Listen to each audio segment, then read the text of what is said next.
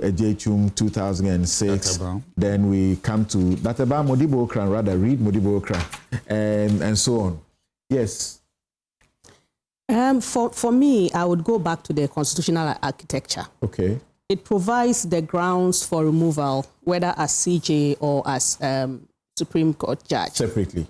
No, the grounds are the same for both. Okay. The grounds are stated misbehavior or incompetence or ground of inability to perform your office.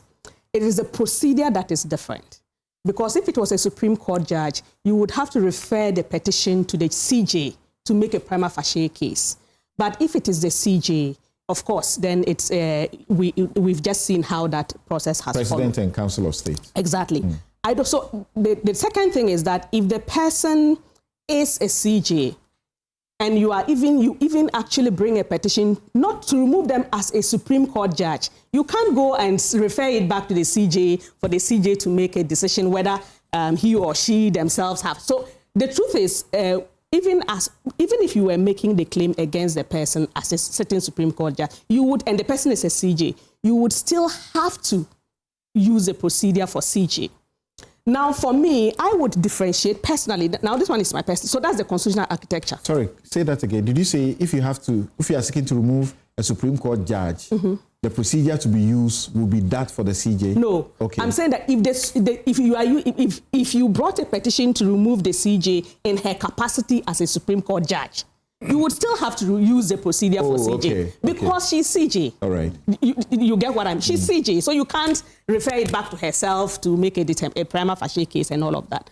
So I think for me I wouldn't split heads over the grounds because they are the same, or the procedure because once the person is CJ, that's the only procedure you can use, whether you are removing them as Supreme Court judge or CJ. What I would differentiate, and now this is my personal view, is that I would differentiate between whether it was it was related to the administrative role or it was under the grounds. Because if it is under the grounds, it's really splitting heads to say it. For me personally, for me, I've always, one of the things I believe in, which I've been talking about, is rules of procedure for Article 146, not just only for the CJ, but rules of procedure for all those who come under Article 146 removal, just for fairness and transparency and clarity. So at least everybody knows the procedure that they are going to follow, and then it takes place.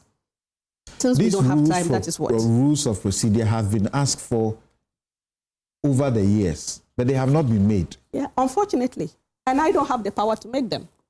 But yes, I would advocate that they be was made. At pains in Ejechum to say that it should be done and done immediately. It's important. And it's still not done. We have rules of procedure for everything. So we have rules of procedure for the district court, we have rules of procedure for the high court, we have rules of procedure for the court of appeal, rules of procedure for the Supreme Court. Why not rules of procedure for Article 146 removals? Over the years, they have been using... We have rules of procedure for disciplinary hearing of the GLC. Yes.